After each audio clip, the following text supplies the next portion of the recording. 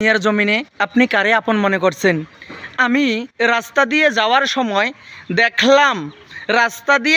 সময় দেখলাম এক ভ্যানওয়ালা বাবাজির চোখে একটা বড় পোকা পড়ছে, মানে তুলনামূলক বড়।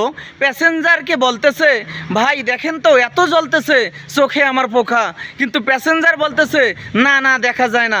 এই কথা শুনিয়া আমার গাড়িটারে ঘুরাইলাম, গাড়িটার পাশে নিয়ে যা যখন বললাম আমি রাস্তা দিয়ে যাওয়ার সময়, রাস্তা অতিক্রম করার সময় আপনার চোখে পোকা দেখলাম, এত বড় পোকা পড়েছে। কিন্তু তখন এই প্যাসেঞ্জারটা বলতেছে হ্যাঁ হ্যাঁ আমিও দেখলাম পোকার মতো। দেখেন, একটা মানুষ আর একটা মানুষের উপকার করা দূরের কথা, উপকার চাইলেও পায় না। না না, যারা আমরা অন্যের ক্ষতি চাই, আপনাদের কাছে হাতে পায়ে ধরি, অনুরোধ করি, অন্যের ক্ষতি চাইলে আল্লাহ আপনার ক্ষতি চাইবে। আর আপনিও দেখে শুনে বুঝে আপনার সিদ্ধান্ত নেবেন কাকে দিয়ে আপনার কাজ করা যায়। যদি ভালো লাগে লাইক কমেন্ট